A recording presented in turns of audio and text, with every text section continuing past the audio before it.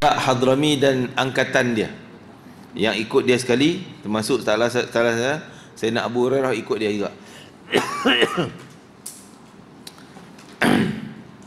Ketika mana dia pergi nak lintas laut, nak pergi ke seberang Bahrain tu. Bahrain ni dia macam jantung tu. Dia ada macam jantung, dia tergantung sikit. Jadi nak pergi tu, cara cepatnya kena lintas laut yang taklah laut besar sangat, dekatnya. Jadi ketika tu sahabat-sahabat dengan kuda. Macam mana nak pergi? Maka akhirnya Ala Hadrami sebagai ketua delegasi, dia minta kita malam ni duduk sini dulu, bertahajud, munajat, amalkan segala sunnah Nabi, termasuk kayu sugi, jangan lupa. Kalau lupa satu, kita akan gagal. Kalau tinggal satu sunnah, kita akan kalah. Amal semua sepanjang satu hari sebelum nak lintas ni. Lepas tu maka besoknya pagi-pagi dah cek semua, okey, sunnah semuanya buat, pakaiannya, wuduknya, tidurnya, suginya, semua lengkap. Barulah mereka penuh yakin minta pada Allah Ta'ala,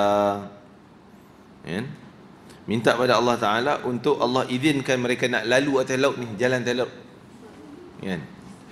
maka mereka pun jalan atas laut, lintas, dan dia minta jangan duk jenguk-jenguk, jangan jenguk, tahu jenguk?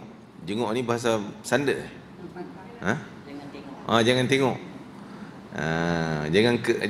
Jangan keling, kan. Tengok bawah. Jalan atas laut, jangan tengok bawah. Tenggelam tak kena. Kalau tengok gitu jatuh. Jalan macam rasa jalan atas tanah. Rasa macam jalan atas tanah. Jangan rasa gerun, minta berzikir pada Allah sambil jalan. Duduk. Dia orang rasa bunyi itu macam jalan atas tanah. Bunyi kaki kuda tu kan. Kan kalau air dia lain bunyi dia, atas tanah lain. Rasa macam atas tanah. Sampai seberang sana baru pakat nak tengok kaki kuda. Dah selamat dah. Baru nak tengok. Abu Hurairah kata kami jalan, setelah tu sampai seberang sana baru kami cek kaki kuda, bulu kuda tu basah tak. Dia kata selai bulu pun tak ada kena air. Tak ada basah langsung. Kan? Kaki unta yang jalan dengan kami pun tak ada, kuku unta tu pun tak ada basah. Wa kana al-jaysh, ketika tu tentera bukan seorang dua. Tahu berapa orang? 4,000 orang. 4,000 orang boleh jalan atas laut seberang sampai seberang ke Bahrain. Itulah karamah yang Allah berikan kepada mereka yang taat Rasulullah. Keramat, kita sebut keramat kan, keramat wali, sahabat wali Allah. Dan mereka taat. Kalau mereka tak taat cakap Nabi, takkan dapat semua tu. Begitulah orang soleh. Kalau dia ada ingkar, tak taat, berarti dia keistimewaan tu tak ada. Cerita jalan atas laut ni bukan seorang lah. Antaranya disebut Sa'ad bin Abi Waqqas. Sa'ad bin Abi Waqqas pun pernah dalam perang Qadisiyah di Iraq, pun ada cerita dia jalan atas laut. Dan kisah tabi'in Abu Muslim Khawlani, seorang wali Allah, ketika dia menentang tentera Rum. Tentera Rum ketika tu, dan dia kata kepada sahabatnya ni yang nak pergi lintas sungai ni, Ajizu, jom kita lintas dengan nak sebut nama Allah, bismillah. Mereka jalan atas laut ni, depan mata orang semua mulanya rasa macam gerun jugalah, tapi dia pergi dulu, semua orang tengok dia lintas selamat. Barulah orang belakang ikut pergi dengan penuh yakin, lintas selamat. Sambil sebelum tu dia berdoa, ya Allah, Engkau telah izinkan, Engkau telah beri keistimewaan kepada Bani Israel tentang laut. Mana Nabi Musa kan, Nabi Musa, Kau dah bagi keistimewaan pada Nabi Musa boleh belah jalan tengah laut kan? Maksud kau dah beri keistimewaan pada pengikut Nabi Musa tu, Bani Israel boleh lintas laut. Kami ni hamba-hambamu ya Allah, sedang jalan jihad fi sabilillah, jalan Engkau, maka berilah keizinan kepada kami untuk lintas sungai ni, Sungai Furat. Kemudian dia kata, lintas dengan nama Allah, Bismillahirrahmanirrahim, lintas. Semua orang lintas, selamat semuanya. Itu antara karamah-karamah para wali. Mereka bila taat perintah Allah dan buat kerja Allah Ta'ala fi sabilillah, Allah bagi keistimewaan demikian. Okey, kembali pada surat ni.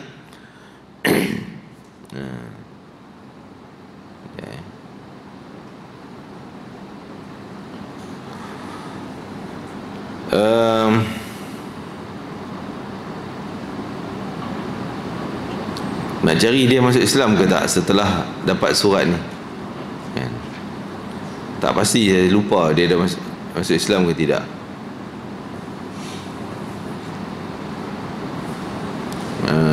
Rasulullah dia masuk Islam mungkin.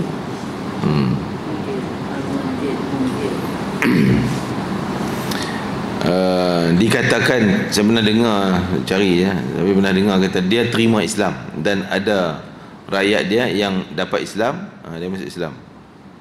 Bal qalu lam yakun fil wafdi wa inma kutiba ma'hum bi islamih, dikatakan dia masuk Islam,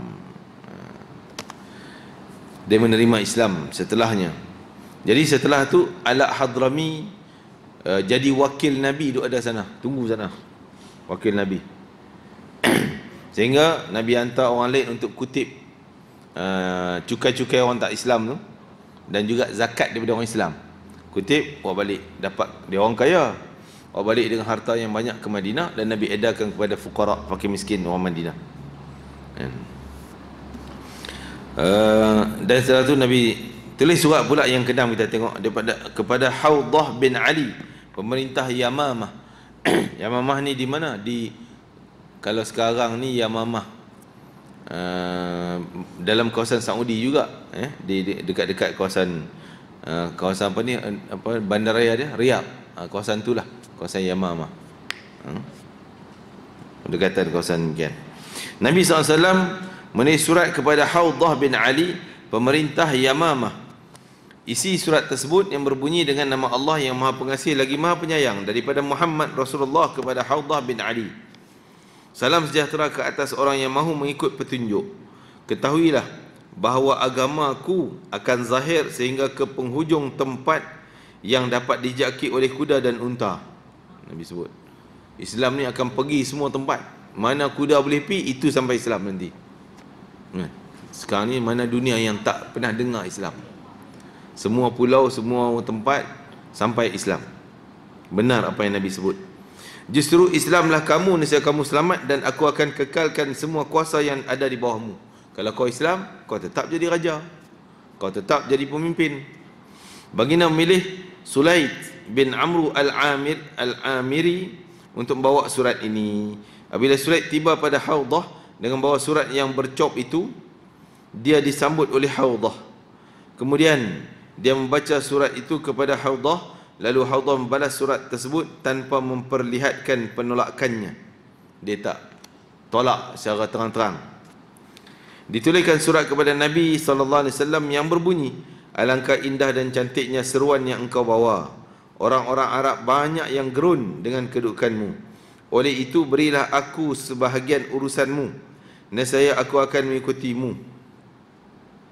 Haudah memberi Sulaid hadiah dan dipakaikannya kepadanya pakaian indah hasil tenunan Hijr, hadiah baju. Tetapi semua itu dibawa pulang oleh Sulaid dan dipersembahkan kepada Rasulullah SAW, serta diberitahu kepada baginda tentang hal Haudah. Setelah Nabi SAW mengetahui kandungan surat Haudah, baginda pun bersabda, kalau dia meminta kepada aku sekeping tanah pun tentu tidak akan kuberikan, kerana mungkin dia tak terima Islam lagi. Cukuplah apa yang telah dimiliki. Dia memang dah kaya dah, negara kawasan Yamamah tu, ya. Yamamah tu memang tanah dia rampai jadi hak dia belaka lah. Lepas tu dia nak minta kuasa daripada Nabi lagi pula. Semasa Rasulullah SAW beredar meninggalkan kota Mekah setelah penaklukannya tahun 9 Hijrah, Jibril datang kepada baginda beritahu bahawa Haudah telah meninggal dunia. Kemudian Rasulullah SAW bersabda, akan keluar ke Yamamah seorang pembohong yang mendakwa dirinya Nabi. Oh, dia mengaku jadi Nabi. Oh, tak ada maksudnya. Nabi kata akan muncul, akan keluar ni maksudnya akan muncul daripada Yamamah ni seorang lelaki mengaku jadi Nabi. Itu Musailamatul Kadzab. Kan, pernah dengar kan? Musailamah yang mengaku jadi Nabi daripada Yamamah. Akan keluar di Yamamah seorang pembohong yang mendakwa dirinya jadi Nabi. Dia akan dibunuh setelah kematianku nanti. Ini perang di Yamamah. Jadi zaman Sayyidina Abu Bakar Siddiq hantar bala tentera untuk perang. Antara yang terbunuh adalah tentera Musailamah Kadzab yang mengaku jadi Nabi. Lalu ada seorang yang bertanya, wahai Rasulullah SAW, siapakah yang akan membunuhnya? Baginda menjawab, kamu dan sahabat-sahabatmu. Maka benarlah apa yang terjadi yang disabdakan Rasulullah SAW. Kamu dan sahabatnya yang ada pada ketika itu. Siapa dia? Yang pertama sekali, yang saya ingat nama lah, Barra' bin Malik. Siapa dia Barra' bin Malik? Abang Anas bin Malik. Selalu kita dengar nama Anas bin Malik kan? Anas bin Malik. Abang dia Barra' bin Malik. Maksud tu sahabat Nabi lah, masuk Islam awal lah. Jadi dia antara tentera yang membunuh, menyerang Musailamah yang mengaku jadi Nabi palsu.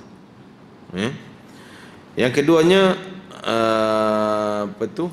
Allahumma salli ala Muhammad. Aduh, lupa tadi nak sebut. Seorang hamba yang bunuh Sayyidina Hamzah tu. Dia yang bunuh Sayyidina Hamzah dalam perang Uhud. Dia tak Islam lah tu. Dia bunuh Sayyidina Hamzah, pak saudara Nabi. Tapi lepas itu dia masuk Islam. Maka dia nak balas balik dosa dia bunuh orang baik. Dia nak bunuh orang jahat pula. Dia dah masuk Islam dah. Maka dia menyertai perang dengan Nabi palsu ni di Yamamah, Musailamah Kadzab. Dia antara orang yang pancung ataupun tikam bunuh dari belakang, macam mana dia tikam Hamzah dari belakang. Begitu juga dia datang pada Musailamah Kadzab ni, dia tikam dari belakang. Dia buat macam tu juga. Bila Musailamah dah jatuh, maka dia angkat tangan berdoa, ya Allah, dulu aku membunuh sebaik-baik manusia. Hari ini aku bunuh sejahat-jahat manusia. Mudah-mudahan kebaikan aku hari ini akan menghapuskan dosa aku yang dulu. Masya Allah. Itulah Allahu Akbar. Masya Allah, Nabi sebut kamu akan bunuh orang tu, yang Nabi sebut tu ada di situ, dan mereka lah menyertai perang Yamamah, iaitu membunuh Musailamah Al-Kadzab yang mengaku menjadi Nabi. Haudah bin Ali, pemimpin pada ketika itu, dia tak terima Islam kot. Surat kepada Al-Harith bin Abi Syamir Al-Ghassani, pemerintah Damsyik.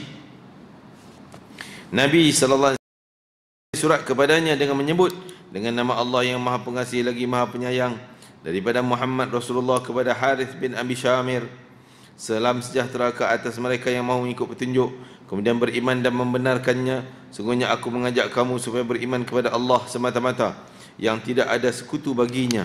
Jika kamu menerimanya, nescaya kekallah kerajaanmu di bawah milikmu.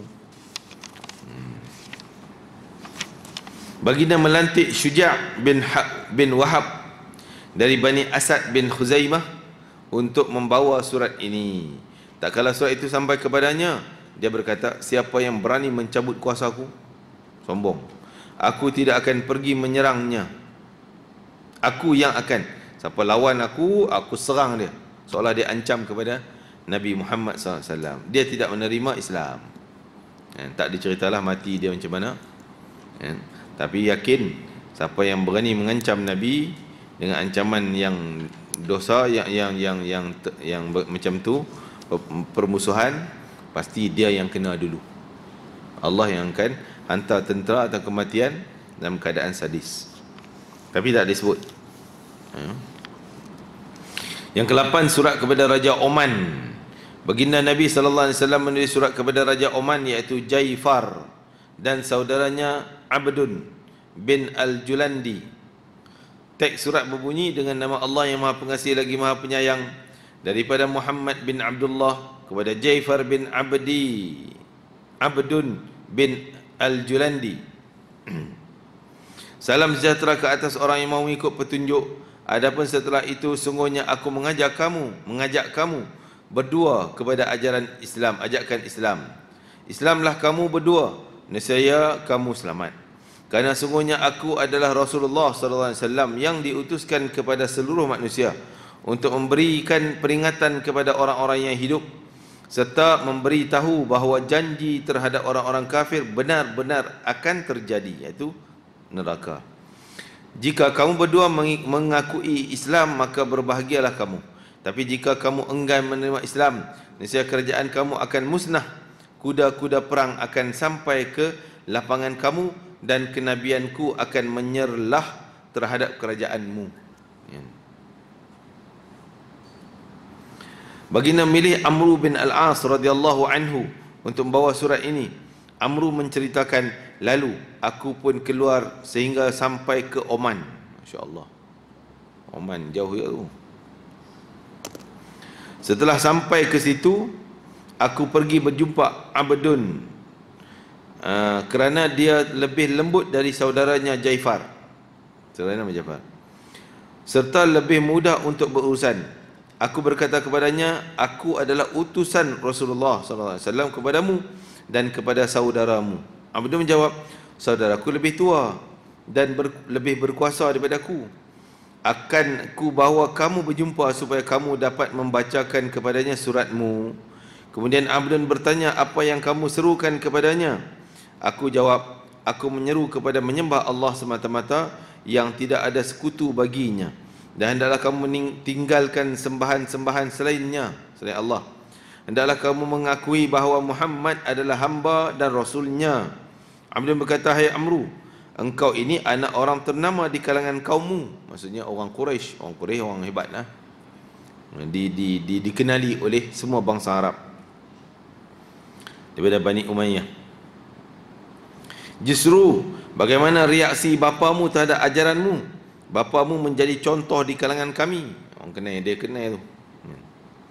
Aku menjawab, bapaku telah mati dan tidak beriman pada Muhammad sallallahu alaihi wasallam, tetapi aku suka kalau dia beriman dan membenarkan Muhammad sallallahu alaihi wasallam. Dahulu aku pun sama sepertinya, maksudnya aku dulu pun benci Muhammad juga. Sehinggalah Allah berikan hidayah kepadaku untuk meluk Islam. Abdul bertanya, sejak bila engkau mengikuti Muhammad, ikut Islam? Aku menjawab, baru saja.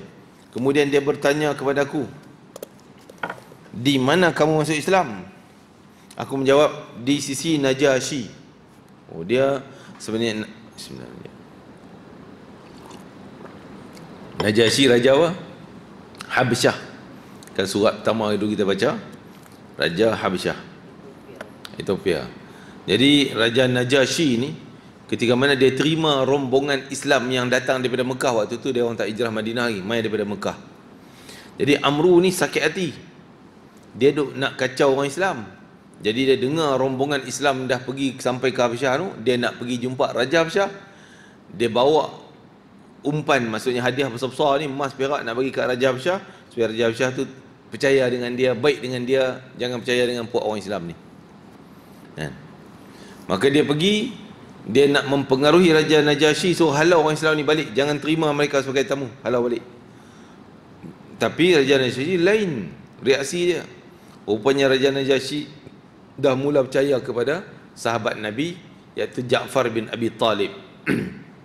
Ja'far ni abang Sayyidina Ali. Dia yang cerita tentang Isa tu bukan Tuhan, Isa tu bukan anak Tuhan, Isa tu dilahirkan daripada wanita tanpa bapa, tetapi dia bukan Tuhan, bukan anak Tuhan, dia hamba Allah, Rasulullah dan sebagainya. Dia baca kisah surah Maryam tu, kisah tentang Maryam. Sehingga Raja Najasyi kata, ini cerita yang betul, cerita yang betul, bukan cerita yang dia percaya dalam agama Kristian dia. Akhirnya dia terima Islam. Jadi Amru pada waktu tu, dia kata, aku dah mula, dia bukan masuk Islam waktu tu. Cuma hati dah terbuka dah. Sampai Raja Najasyi, orang yang kuat pegang amalan Nasrani, amalan Kristian, raja kan, macam mana dia boleh percaya pula Islam? Dia nampak kebenaran Islam. Jadi dia dah mula hati cair dah kat situ. Tapi dia tak syahadah lagi waktu tu. Dia balik itu, baru jumpa Nabi Muhammad dan masuk Islam. Lantas dia berkata, jadi apa reaksi rakyat Najasyi terhadap kerajaannya? Aku menjawab, mereka menerima dan ikutnya. Ramai rakyat ikut. Tanyanya lagi, bagaimana pula dengan padri, pendeta-pendeta, adakah mereka juga mengikutinya?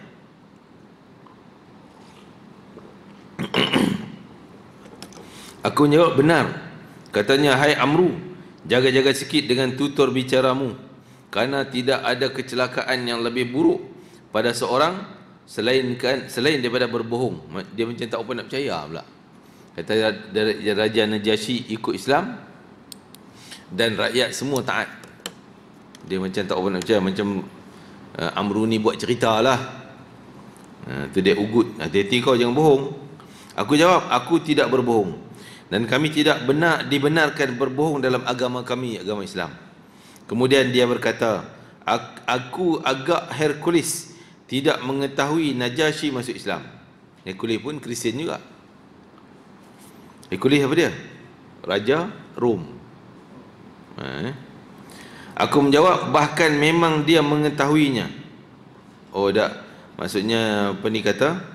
Dia berkata ni Abdun tadi, raja tu Oman tu kata mungkin Hercules tak tahu kot Najasyi dah Islam. Amru kata bahkan dia memang dia tahu Najasyi masuk Islam dah, rakyat ikut Islam. Dia bertanya, bagaimana engkau tahu? Aku menjawab, sebelum itu Najasyi sering membayar cukai untuknya. Oh, Raja Najasyi ni kira salah satu cabang daripada tentera Rom. Jadi dia duk bayar cukai. Dia pun Kristian, Rom pun Kristian, tapi dia duk bayar cukai juga kan, kepada, hantarlah setahun sekali hantar hadiah kepada raja besar Hercules. Tetapi setelah dia masuk Islam dan benarkan Muhammad SAW, dia berkata, demi Allah, kalau dia minta kepada aku 1 dirham pun tidak akan kuberikan kepadanya. Maksudnya Hercules tak masuk Islam lah. Sampai Raja Najasyi kata, kalau Hercules minta 1 sen pun aku takkan bayar.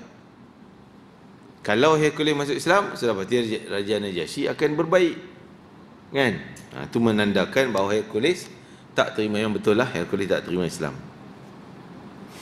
Berita itu sampai kepada Hercules, lalu saudaranya An-Niyaq berkata, sanggupkah engkau membiarkan hambamu tidak mahu membayar cukai kepadamu serta mengikut agama baru yang bukan anutanmu?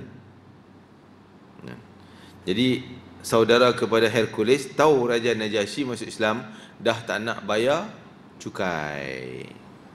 Najasyi dah masuk Islam, dah tak nak bayar cukai macam dulu-dulu, duk hantar mai je cukai. Jadi dia kata, ni cucuk lah ni, adik dia cucuk. Kau boleh duk diam kan ni? Ni Najasyi dah Islam dah, dulu duk bayar, sekarang tak bayar. Hercules menjawab, dia seorang lelaki yang suka kepada satu agama, lalu dipilih agama itu untuk dirinya. Maka apa boleh aku buat? Demi Allah, kalaulah tidak kerana bimbangkan kekacauan dalam kerajaanku, aku juga akan berbuat seperti yang dibuatnya. Hercules nampak kebenaran Islam. Dia percaya Nabi Muhammad, tapi dia tak mau. Pasal apa? Dia takut jatuh kerajaan dia. Dia ingat Nabi Muhammad jenis jajah macam tu. Dia ingat Nabi Muhammad suruh masuk Islam, bila dah masuk Islam, habis jadi rakyat dah lah. Kan? Sedangkan Nabi punya dakwah, kau masuk Islam, kau tetap raja, kau tetap kedudukan kau, rakyat tak rakyat kau. Nabi bukan nak ambil jawatan tu, bukan nak duit, bukan nak harta dunia. Dia tak faham. Jadi dia takut dia jatuh kerajaan dia, dia tak nak masuk Islam. Aku berkata, jaga-jaga cakapmu hai Amru. Betul ni kau cakap ni, kau hati-hati jangan cakap main-main. Aku jawab, demi Allah aku bercakap benar kepadamu. Abdun berkata, kalau begitu ceritakan kepada aku apa yang dia suruh dan larang. Nabi Muhammad, ajaran Islam ni macam mana? Apa yang suruh, apa yang larang? Aku menjawab, dia menyuruh kita mentaati Allah, melarang daripada menderhakai Allah. Yang pertama sekali, dia menyuruh kita berbuat baik dan berhubung tali persaudaraan silaturahim. Mana ada ajaran ni macam ni? Ajaran jahiliyah, sembah berhala, dia hanya berbaik kepada orang yang buat baik, bagi duit ke dia. Kalau adik-beradik, tak ada harta, no, bukan adik-beradik, putus, tak peduli, tak ada tolong-menolongnya. Tu Islam yang memperkenalkan tali persaudaraan tu wajib dijaga. Tak boleh dia miskin pun dia saudara kita, dia susah duk minta sedekah pun dia tetap saudara, kena jaga hubungan. Tu ajaran Islam. Dia melarang daripada berbuat zalim dan permusuhan, perzinaan, arak, menyembah batu, berhala dan salib. Abdun berkata, alangkah indahnya apa yang diajaknya. Kalau begitu saudaraku setuju mengikutiku untuk menerima ajaran ini, nescaya akan kami pergi bertemunya. Kalau abangku, seperti abang dia, dia Abdun, mana nama abang ni? Cari balik tak jumpa lah. Tak mana? So, dua beradik tadi ni. Jaifar dengan Abdun, dua beradik. Jadi dia duk sembang ni, sembang dengan Abdun si adik tu. Kan? Jadi dia kata, aku akan pengaruhi abangku masuk Islam, dan kalau kami masuk Islam, kami pergi jumpa Muhammad. Sayangnya saudaraku ini tetap berkeras, dia kata, mempertahankan kerjaannya daripada dibiarkan begitu saja, sehingga menjadi satu dosa pula baginya. Jadi abang dia Jaifar tadi tak nak masuk Islam. Aku menjawab, Rasulullah SAW menyerahkan kerajaannya kepadanya dan dia bebas untuk berkuasa terhadap kaumnya. Jadi abang dia tak nak terima, tapi dia pujuk lagi. Dia kata, kalau kau masuk Islam pun kau tetap raja, bukan jatuh pun. Tetapi baginda akan mengambil zakat daripada orang kaya dan dipulangkan semula kepada orang miskin. Abdun berkata, ini pujukannya, pujuk Amru ni. Amru kata, jadi Abdun berkata, ini satu akhlak yang baik. Ambil harta orang kaya bukan guna untuk orang kaya juga. Raja-raja dulu dia kutip harta orang kaya untuk dia, poket dia, poket keluarga raja. Orang miskin tetap miskin. Jadi Islam kutip zakat dari orang kaya, bagi kepada orang miskin. Akhir zaman harta zakat hanya beredar kepada orang-orang yang tertentu sahaja. Walaupun miskin tapi tak ada tertentu, tak ada kabel, tak dapat zakat. Tak ada kabel, tak ada. Lah ni, Masya Allah. Orang kaya nak pergi belajar di mana pun senang je dapat zakat. Beli tiket zakat, beli tiket bagi zakat, bagi rumah, duk senang. Pasal ada kabel. Kena ironi, kena ironi, kena ironi, selamat dapat. Hak yang miskin tak ada kabel, kampung Banat mana tu, kan, nak pergi belajar, minta lah mak dia ambil lah teksi pergi jabat zakat. Dia kata balik dulu, ambil cop ni, cop tu, cop sana, cop sini, balik teksi. Esok pergi pula teksi, oh ni tak cukup lagi borang, balik pula. Esok pergi pula, habis duit teksi dekat RM500. Pimai zakat bagi RM500 kalau dapat. Kalau tak dapat, rugi macam tu je lah. Ni dunia sekarang, akhir zaman macam tu. Nabi kata duit zakat ni beredar pada orang-orang tertentu je, kan? Allahu Akbar. Sian,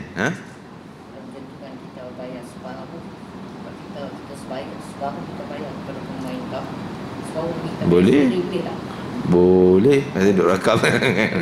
Boleh. Dia tak bagi. Ya, dah. Apa ni, dia orang seolah tak percaya lah kat kita ni, tak reti nak cari asnaf. Itu. Jadi patutnya boleh kita bagi je lah. Sebelah kita, jiran kita, kita kenal kampung kita, mana tempat yang memang susah lah, susah, sungguh-sungguh susah, bagi je lah. Ada 7 asnaf.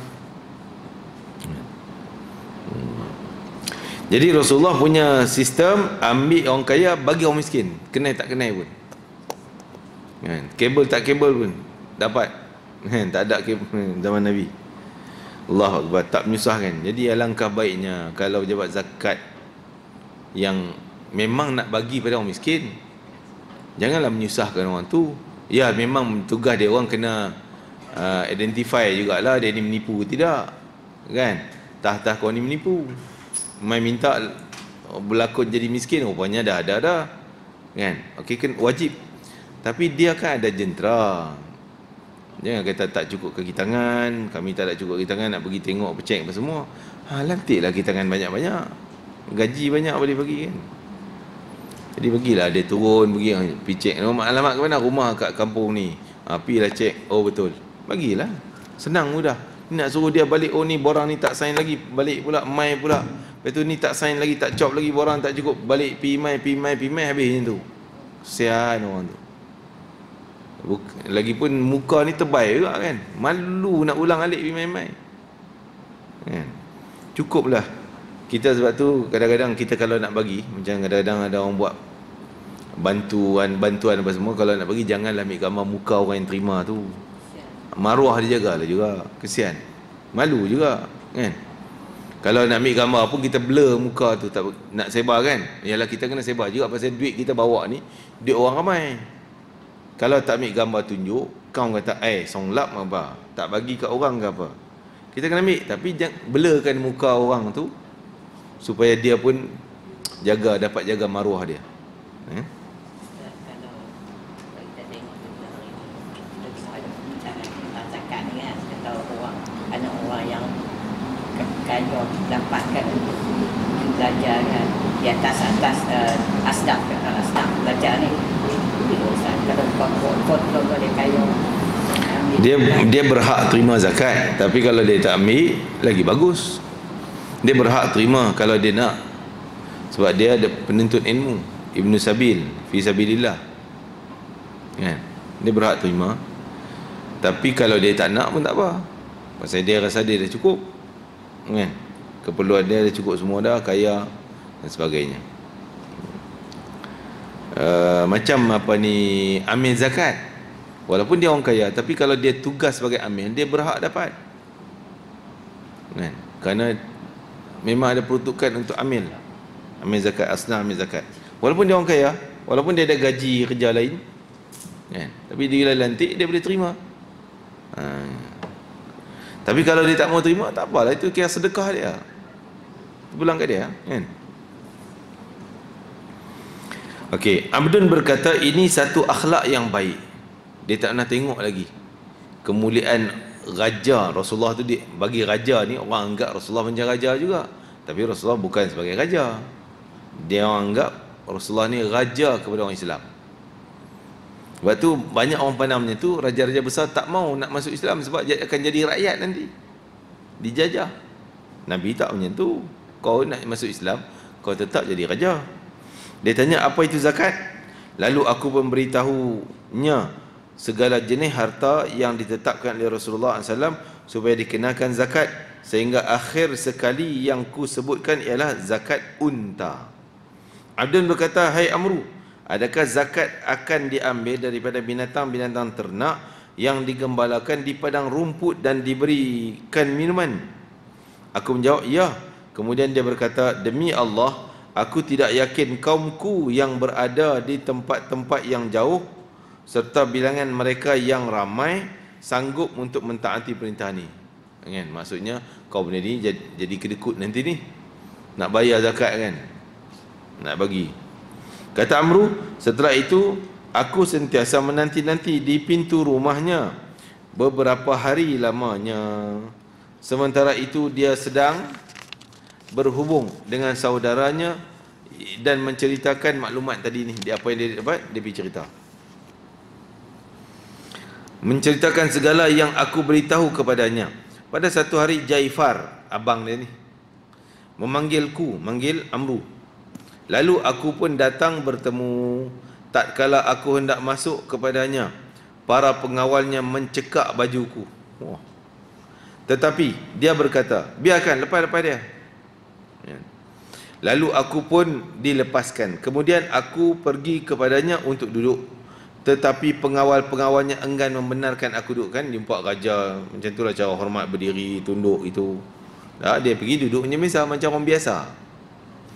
Lantas aku pun memandang kepadanya. Kemudian dia berkata, ceritakanlah maksud kedatanganmu. Aku pun menyerahkan kepadanya surat yang termeterai dengan cop kebesaran, cop Nabi itu. Kemudian dia membuka dan membaca surat tersebut hingga habis semuanya. Setelah itu diserahkan surat itu kepada saudaranya. Tadi apa dia? Abdul tadi. Saudaranya juga turut membaca, tetapi aku melihat saudaranya lebih lembut perwatakannya. Abdul tu. Dia dah tahu dah, ada cerita maklumat semua kan. Jaifar berkata, tolong beritahu aku tentang orang-orang Quraisy, apakah reaksi mereka? Aku menjawab, mereka telah mengikutinya Muhammad. Sama ada kerana suka agama itu atau dipaksa dengan pedang. Dia bertanya, siapa yang bersamanya? Aku menjawab, manusia yang cintakan Islam dan memilih Islam daripada agama-agama lain. Mereka adalah orang-orang yang menggunakan akal fikiran di samping mendapat hidayah Allah. Lalu mereka sedar bahawa selama ini mereka berada dalam kesesatan. Aku tidak melihat ada yang masih tinggal melainkan engkau. Maksudnya dia kata kat raja tu, ramai dah masuk Islam, engkau je belum ni. Oh, dia berani cakap macam tu je. Jika engkau tidak masuk Islam pada hari ini, nescaya kuda-kuda perang akan menginjak kamu dan musnahkan kegemilanganmu. Tak takut Amr bin As. Oh, takak direct ni tu. Kalau kau tak masuk nanti habislah. Justru Islamlah nescaya kamu selamat, dan baginda akan, maksud Rasulullah akan menyerahkan kepadamu untuk memerintah kaummu. Jangan sampai tiba saatnya kuda-kuda perang dan para pahlawan akan datang menyerang kamu. Dia cakap dengan Jaifar ni, raja. Jaifar menjawab, biarkan aku berfikir dulu hari ini, datanglah besok. Datang semula besok. Aku pun pulang ke rumah saudaranya. Dia duduk dengan Abdun. Dia berkata pada aku, hai Amru, aku agak dia setuju masuk Islam ni. Nampak tadi macam lembut sikit. Jika kerajaannya tidak terjejas, maksudnya masuk Islam pun dia tetap raja. Dia macam berminat. Keesokannya aku pun datang kepadanya, tetapi dia enggan membenarkan aku masuk. Raja Jaifar tu tak bagi dia masuk istana dah. Aku pun pulang bertemu saudaranya dan beritahu bahawa aku tidak dapat bertemunya.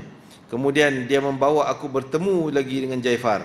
Jaifar berkata, aku telah pun berfikir tentang ajakanmu kepadaku itu, dan aku rasa tentunya aku akan menjadi orang Arab yang paling lemah jika aku sanggup menyerahkan kerajaanku kepada seorang lelaki, sedangkan kuda perangnya belum pun sampai sini.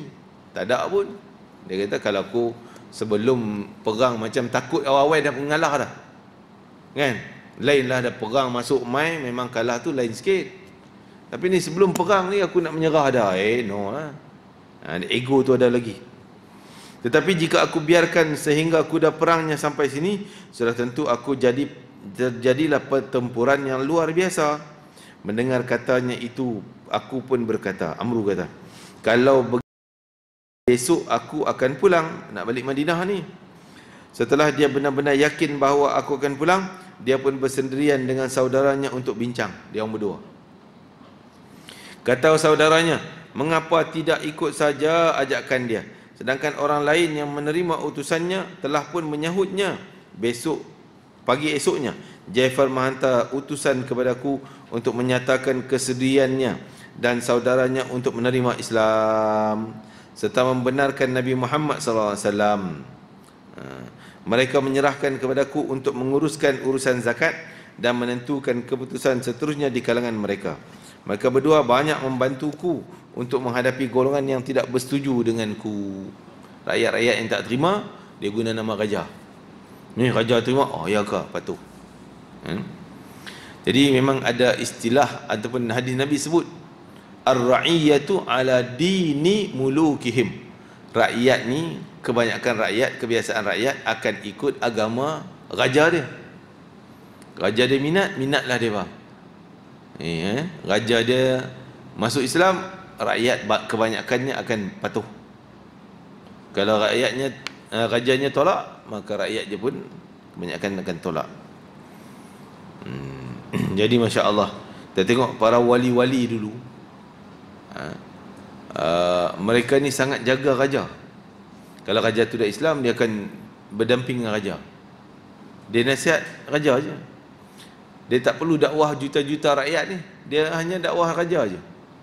Raja buat program sembahyang ke apa ke kan, ajak ni. Raja perintah, benda tu akan dipatuhi ramai. Itu cerdiknya para ulama.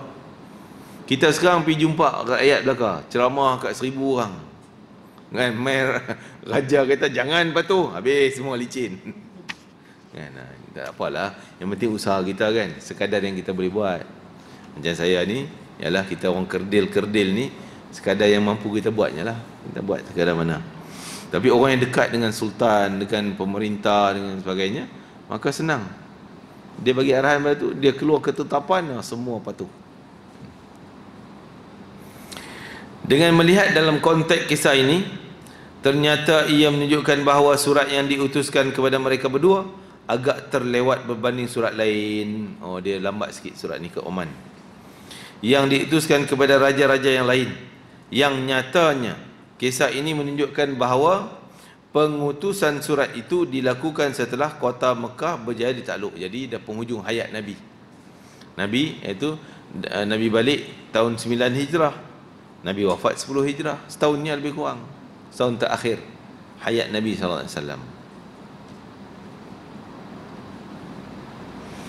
Allahu Akbar, Masya Allah. Dengan surat-surat yang diutuskan ini, berarti Nabi SAW telah menyampaikan dakwahnya kepada sebahagian besar raja-raja dunia. Di kalangan mereka ada yang beriman dan ada yang terus dengan kekufuran.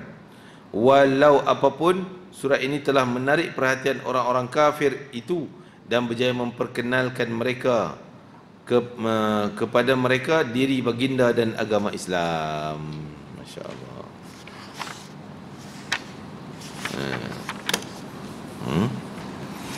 Jadi daripada 8 surat ni kita tengok berapa orang yang terima Islam. Najasyi, Munzir Sawa, 3 orang yang terima Islam. Yang Raja Damsyik tak tahu terima ke tidak, tak disebut. Dia tak terima. Tak terima, sebut dia tak terima Islam. Raja Oman terima Islam, 3 daripada 8. Tapi yang lain walaupun tak terima Islam, tapi mereka dah kenal Nabi Muhammad, dah tahu Islam, walaupun tak terima. Raja Parsi Kisra, dia koyak surat Nabi, sehingga Nabi doakan semoga Allah koyakkan raja dia. Betul-betul terkoyak kan raja dia. Tak lama setelah tu, setelah surat tu dalam setahun tu, dapat berita, maka Nabi satu ketika duduk di Madinah. Jadi surat tu dah sampai. Dia orang ni surat-surat bukan punya kita, hantar email seminit sampai seminit balik mai. Dia surat nak pi mai tu makan masa setahun. 6 bulan pi, 6 bulan balik mai. Kan? Jadi Raja Kisra ni, dia memang Nabi tahu dia benci. Dia koyak tadi ni, Nabi doakan dia akan koyak raja dia, kerajaan dia. Tak lama setelah itu Raja Kisra ni tulis surat pada Nabi Muhammad. Bukan pada Nabi, tulis pada wakil dia yang ada di Yaman. Wakil dia, gubernur dia yang ada di Yaman. Tulis surat hantar tu, suruh gubernur dia ni hantar orang yang kuat, pengawal yang setia, pergi pujuk Muhammad, suruh tangkap cara paksa ke atau pujuk dengan elok ke, mula pujuk dulu, ataupun tangkap paksa, bawa dia ke Kisra, Parsi. Nak suruh tangkap Nabi Muhammad, bawa pergi Parsi. Jadi gubernur dia yang berada di Yaman ni pun hantarlah 2 orang wakil pergi negotiate dengan Nabi. Maka Nabi kata, oh nak ajak aku pergi ke Kisra. Nabi kata nanti dulu, besok pagi kau balik dulu, besok pagi main jumpa aku. Kan? Dia balik, maksudnya besok dia orang berdua datang. Dia ingat okeylah berjaya dah bawa Nabi Muhammad pergi jumpa raja ni, kan? Raja Kisra. Tapi Nabi beritahu tak payah pergi. Buat apa nak pergi, dia dah kena bunuh dah. Raja Kisra dah kena bunuh pagi tadi, subuh tadi. Dia dah kena bunuh dengan anak dia sendiri, Shah Bandar apa nama dia, anak dia yang bunuh dia. Dan sekarang anak dia jadi raja dah. Dia orang kata, mana kami tak dapat berita pun. Dia ni wakil lagi dekat, rasa dia lagi dekat daripada Muhammad. Takkan berlaku pagi tadi, engkau boleh tahu dah sekarang. Dia macam tak percaya dengan Muhammad. Tapi tak apalah, Nabi tak nak terima, dan dia orang balik beritahu gubernur dia yang di Yaman tu pun ceritanya tu, mana mengarutlah, kami tak dapat berita pun. Kan? Sampai sebulan lepas itu baru dia orang tahu. Sebulan barulah utusan ni hantar, rupanya raja baru dah, anaknya bunuh bapak. Yang bapak tu waktu tu Kisra, yang anak dia bunuh, anak dia pegang pemerintahan. Jadi barulah dia orang percaya, oh dulu bulan lepas tu, oh ni dah Nabi cerita dah. Nabi boleh tahu on the spot, pagi tadi berlaku, dah boleh cerita kat orang dah pagi tu. Kan? Kagum. Jadi Raja Kisra ni ada 14 raja. Hari kelahiran Nabi SAW, Maulidur Rasul, Nabi lahir, Allah tonjolkan semua agama-agama sesat ni akan hancur. Termasuk agama Majusi yang sembah api. Api Majusi itu terpadam. Dah 1000 tahun dah tak pernah padam. Hujan, ribut, angin macam mana tak padam-padam. 1000 tahun dah. Malam 12 Rabiul Awal terpadam api tu. Dah tunjuk syarat walaupun dia orang tak faham lagi ni. Tapi waktu tu Salman Al-Farisi, kenal kan? Pernah dengar? Salman Al-Farisi ada di situ, dia beragama Majusi, sembah api. Tapi bila nampak je, ni macam tak betul ni. Kata Tuhan tak akan hilang, tapi malam ni terpadam, hilang. Dia orang cocoh balik api, baru nyala balik. Kan? Jadi dia dah ragu-ragu dengan agama api ni, Majusi. Dia berjalan-jalan cari sampai jumpa Islam di Madinah. Salman Al-Farisi, sahabat Nabi. Jadi agama Majusi.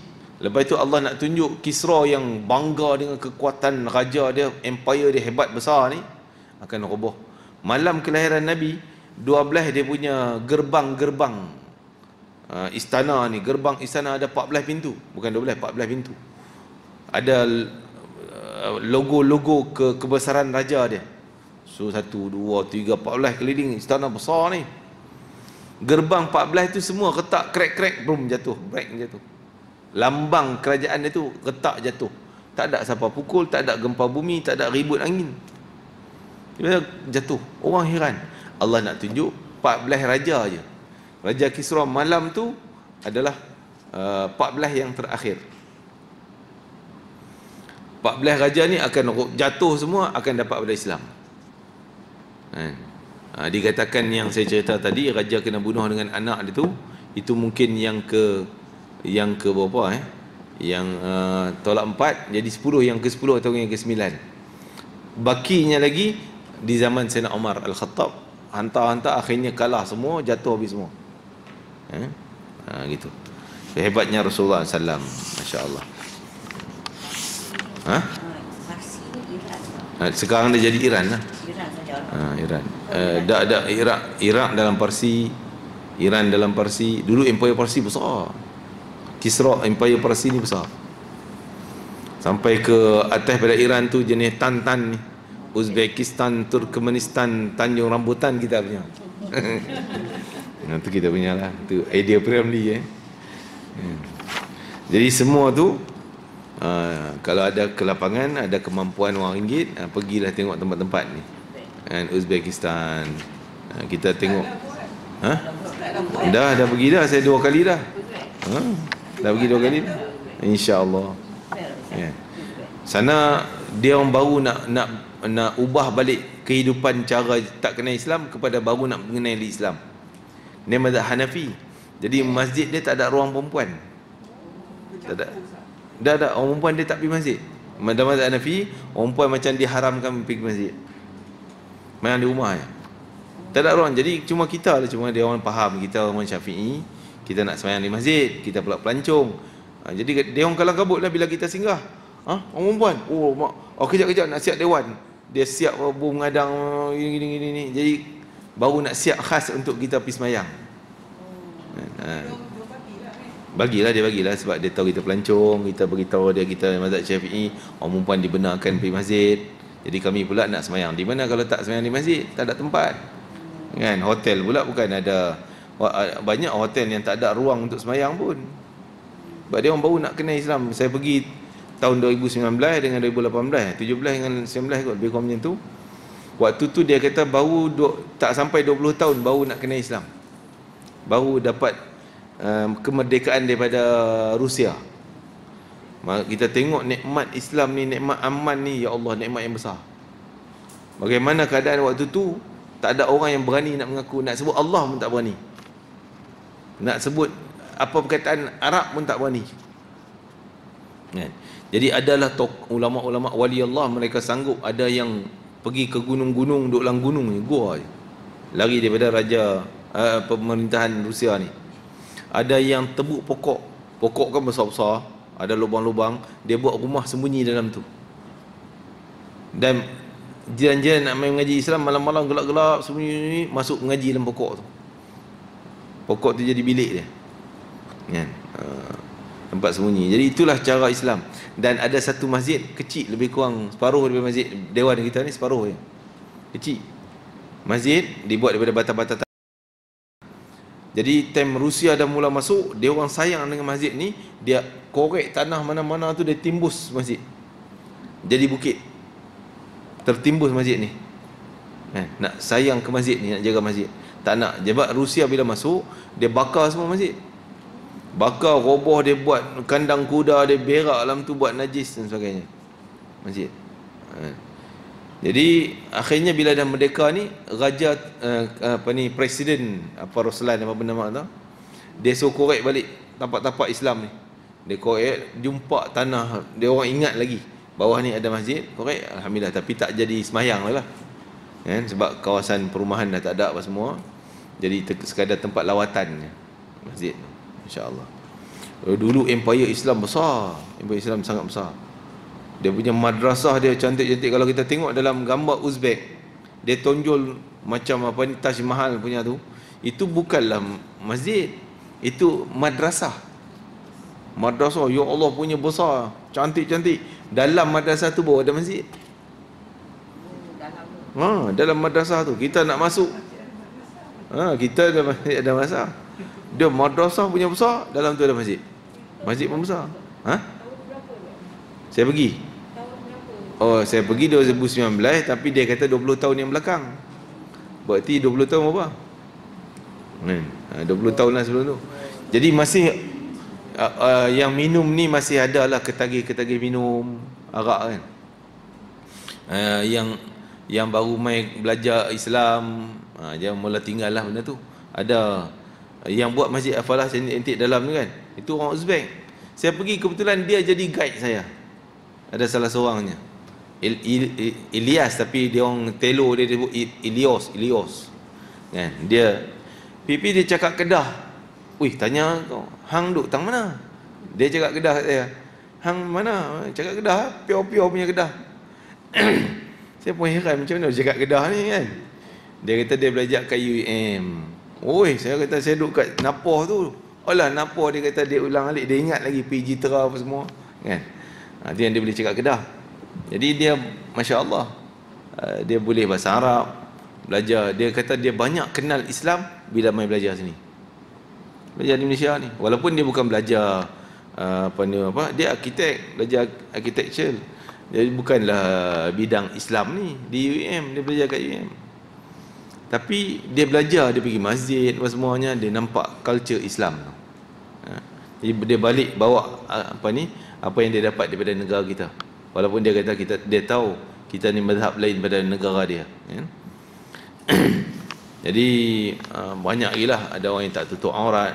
Dia ceritalah masalah isterinya semuanya yang tak apa jinak dengan Islam lagi, masih ada dan keluarga-keluarga dia orang yang belum jinak dengan Islam. Jadi itulah kesan pemerintah. Dulu ni tu laluan daripada China nak pergi ke Arab, kena lalu negara Uzbek tu, dia panggil Silk Road, laluan sutra kan. Jadi dia orang nak bawa sutra apa semua, beli kat China, lalu situ. Tu yang banyak orang beli cakap Arab. Sebab tu Imam Bukhari lahir situ lah, Uzbekistan, negara Bukhara. Dari Uzbekistan ni 3 negara besar. Tashkent, itu bandaraya besar lah, macam kita KL, Selangor ni.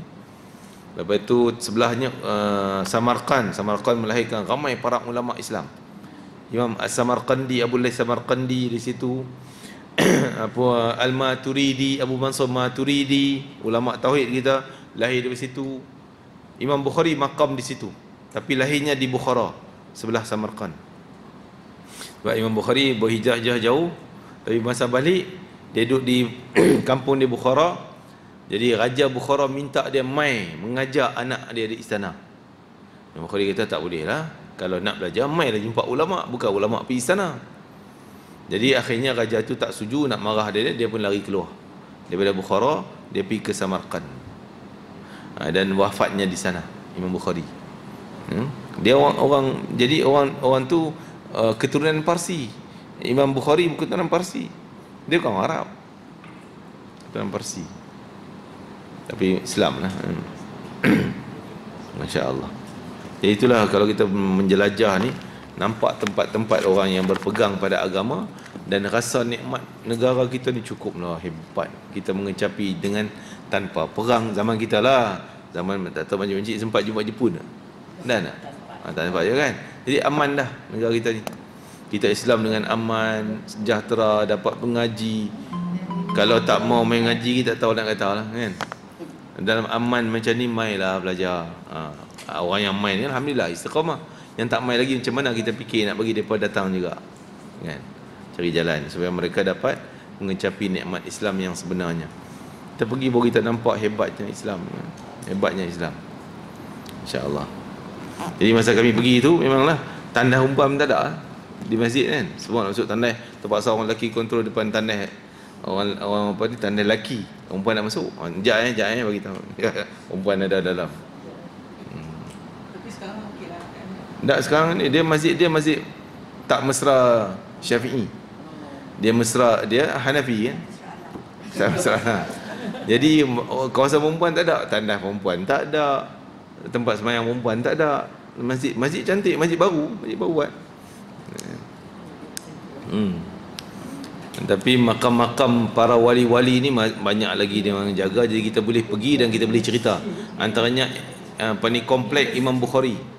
Dah jadi komplek, dia buat hotel-hotel macam Mekah dah. Sebab ramai dia pergi lawat, jadi dia buat hotel sekitar tu. Kita pun boleh duduk di hotel tu.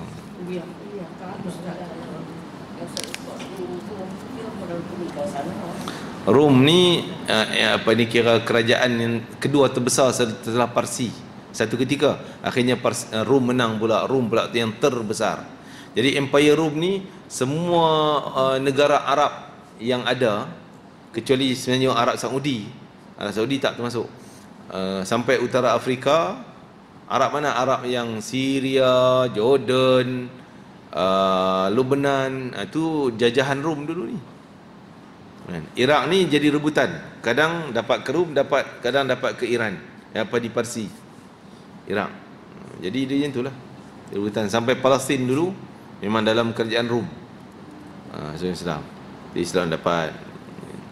Jadi sampai ke Afrika tu, masuk Habsyah tadi lah, tentera kerajaan Rom, Empire Rom, kawasan tersebut.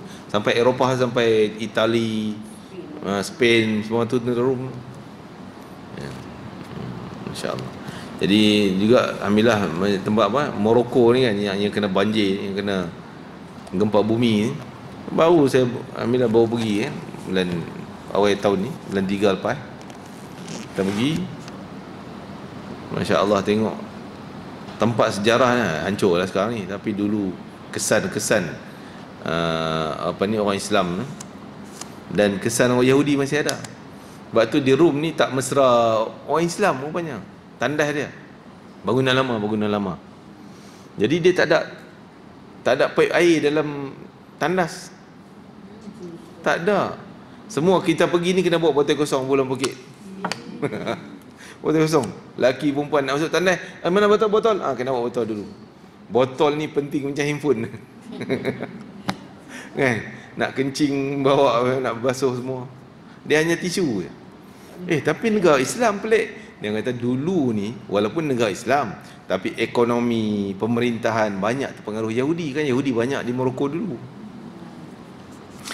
Yahudi tak ramai, tapi dia mempengaruhi pemerintahan, kan, ekonomi semua. Tapi bila Israel dah buka, negara Israel Dia pergi kutip semua ni, puak-puak Yahudi mana hala dunia ni.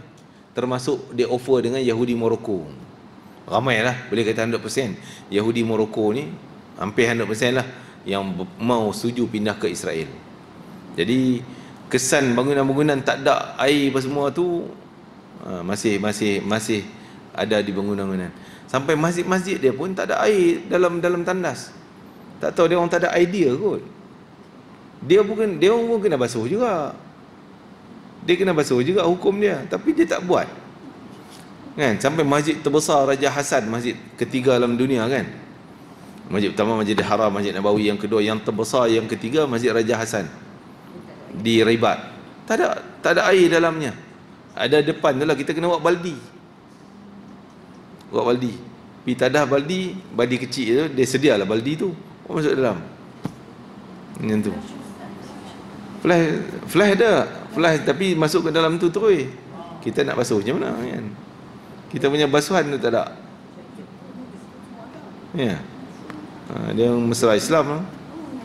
Agilah kan. Tak masuk Islam tu mana-mana pun dia ada. Dia tak pakai yang daripada toilet dia. Cuci kan. Oh dia pun cuci juga ke Jepun? Oh dia mengamalkan cuci juga. Jadi heran saya pun rupanya bila lepas Morocco kami masuk ke Spain, Spanyol.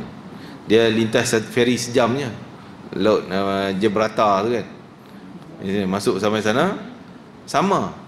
Di Spain pun macam tu, kena buat betul juga. Memang Spain tak apalah, kita tahu negara bukan Islam kan. Tapi Morocco saya heran masih kena macam ni. Kadang mineral dulu kita nak minum dah, Allah aku tak ambil ayak kat luar ni, bawa mineral dah masuk. Jadi basuh.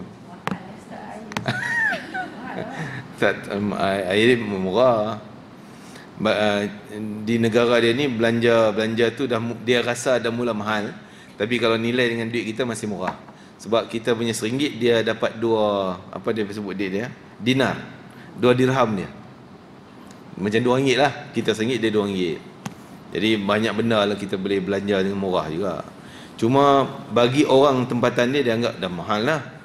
Sebab ramai pelancong Spain, Spanyol masuk. Macam kita orang Johor kan, Singapura dah masuk, dia pun rumah jadi mahal, makanan jadi mahal.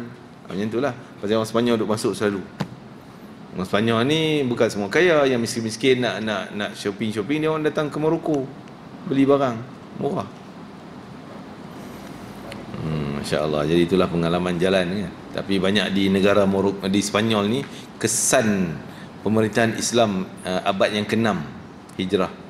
Masih ada lah dia orang, di Spanyol dia orang jaga sejarah Islam sampai Cordoba tu dulu masjid.